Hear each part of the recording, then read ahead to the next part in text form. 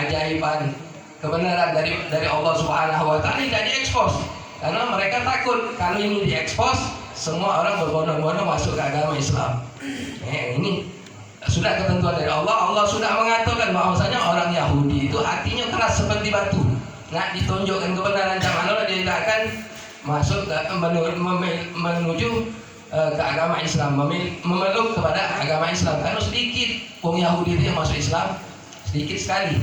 Berbeda dengan orang-orang Nasrani ini, kafir zimmi. Kafir zimmi kita dianjurkan untuk menyayangi mereka. Tapi orang-orang Yahudi sedikit sekali, karena Allah sudah mengatakan di dalam Al-Quran, wa huwa kal hijarah au asyaddu qaswa, bahkan lebih keras dari batu.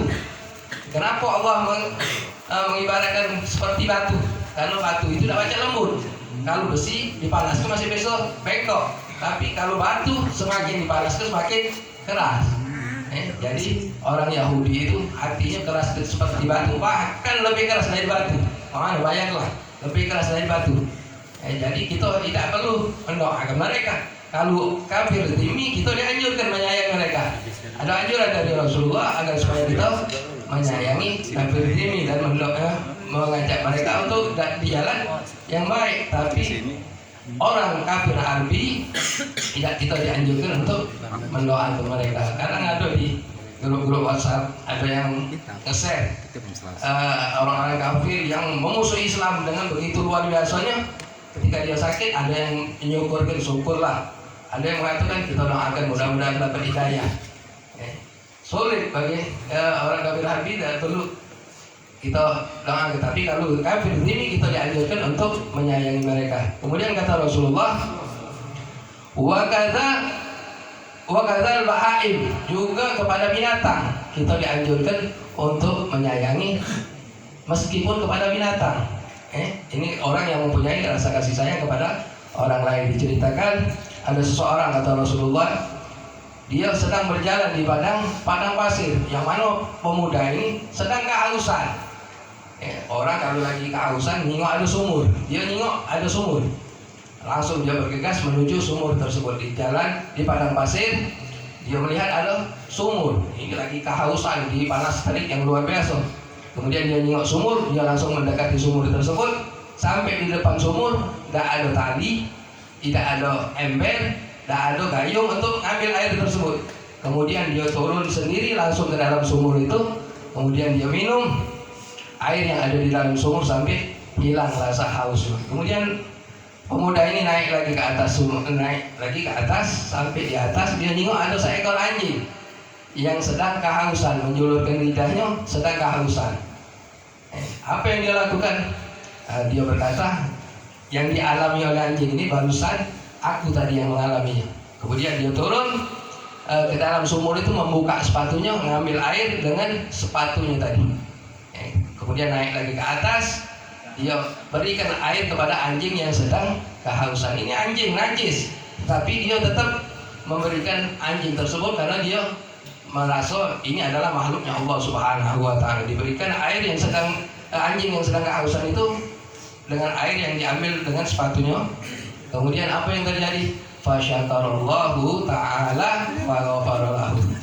Kemudian Allah berterima kasih kepada pemuda ini karena telah menyayangi makhluknya Allah Subhanahu wa taala.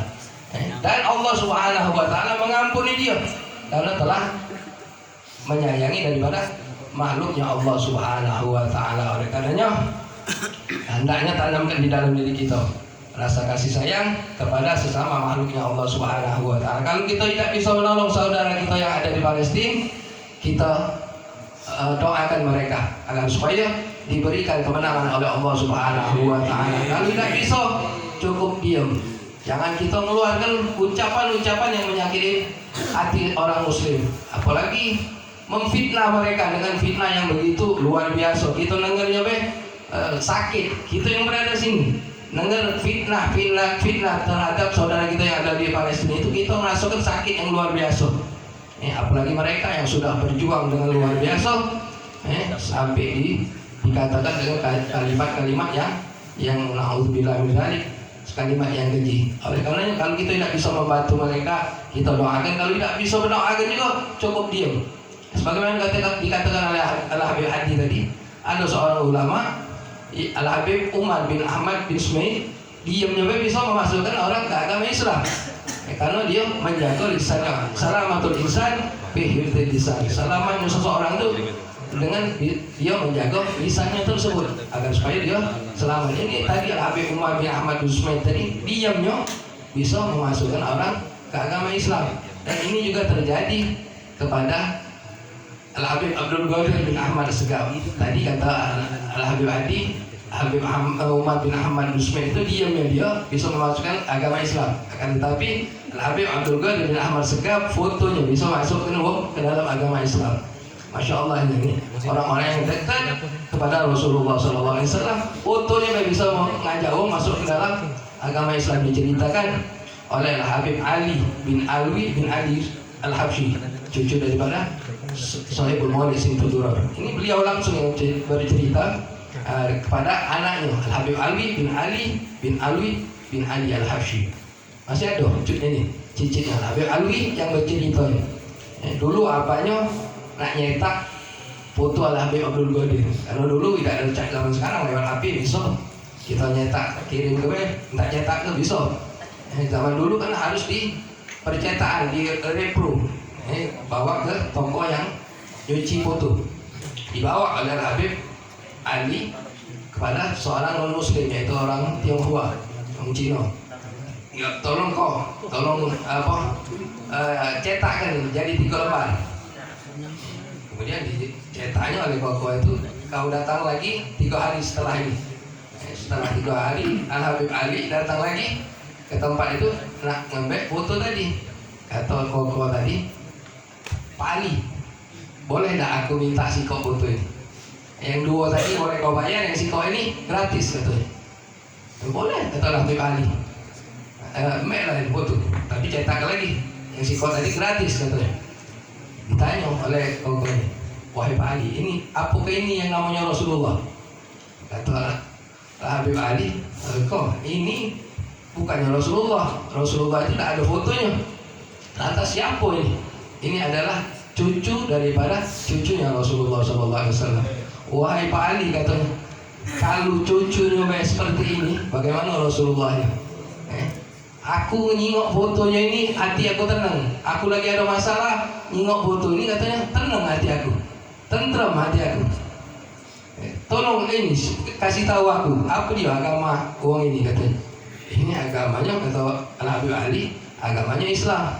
Wahai Pak Ali, tolong tonton aku agar supaya melok agama uang ini, katanya. Ini fotonya bisa ngajak uang masuk ke agama Islam, apalagi orangnya terkenal Al-Habib Abdul Qadir bin Ahmad Segaf, wali kutub, yang mana kita semua nemui. Karena zaman ini, zaman beliau masih nemui, belum lama zaman. Dan beliau meninggal umurnya 100 lebih, masih memegang makom yang luar biasa. Oleh karenanya, jaga lisan kita, jangan sampai kita sembarangan ngomong, agar supaya kita selamat ketika di dunia dan kelak di akhirat. Amin ya rabbal alamin. Hadza minni wa la minkum. Wassalamualaikum warahmatullahi wabarakatuh.